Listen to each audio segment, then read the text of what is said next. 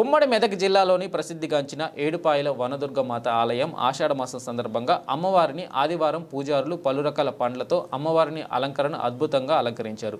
అమ్మవారి దర్శనం కోసం భక్తులు వర్షంలో సైతం బారులు తీరుతున్నారు.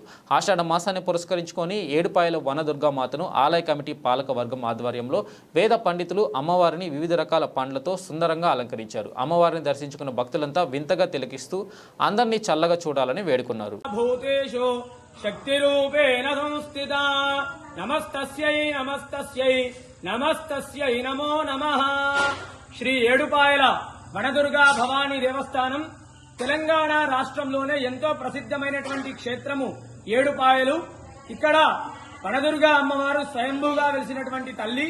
మరి ఆషాఢ మాసాన్ని పురస్కరించుకొని 3వ ఆదివారము ఈరోజు విశేషంగా అమ్మవారికి అనేక ఫలాలతో అలంకరించడం జరిగింది.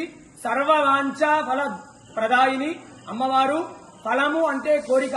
ఈ యొక్క ఫలాలను సమర్పించడం వల్ల అమ్మవారికి అనేకమైనటువంటి అమ్మవారి అనుగ్రహం కలిగి మనము ఎల్లవేళలా సుఖ సంతోషాలతో ఉంటాము.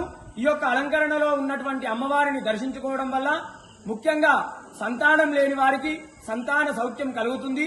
అదేవిధంగా మనము ధర్మానికి లోబడే సకల కోరికలన్నీ కూడా నెరవేరుతాయి. ఉదయం నుండే కూడా భక్తుల రద్దీ అధికంగా ఉంది. మరి తెలంగాణ రాష్ట్రం నుండే కాకుండా ఆంధ్రప్రదేశ్, కర్ణాటక, మహారాష్ట్ర ఇతర రాష్ట్రాల నుండి కూడా భక్తులు అధిక సంఖ్యలో వచ్చి అమ్మవారిని దర్శించుకుంటున్నారు. ఈ యొక్క వనదుర్గా అమ్మవారు కోరిన కోరికలు తీర్చే కొంగు బంగారు తల్లి. ఈ యొక్క ఫల అలంకరణలో ఉన్నటువంటి అమ్మవారిని దర్శించుకోవడం వల్ల అనేకమైనటువంటి సమస్త కోరికలు నెరవేరుతాయి. వనదుర్గా మాతాకి జై.